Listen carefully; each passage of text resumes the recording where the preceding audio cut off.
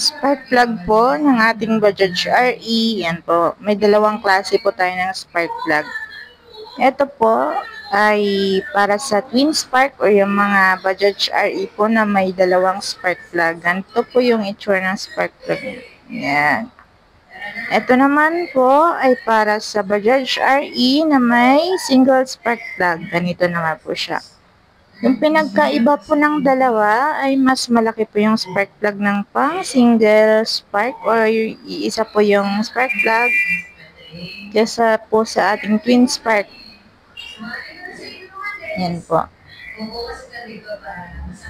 Pag iisa lang po yung spark plug ng RE natin, ito po yung bibili natin. Pero pag dalawa po yung spark plug ng RE natin, ito po yung bibili natin. Yan. Ano nga ba yung twin spark? Yung twin spark po ay may ganyang decals pa po. Sa ngayon po, yung mga bagong labas ay single spark na po, kaya wala siyang decals. Yan po. Yan lang. Salamat.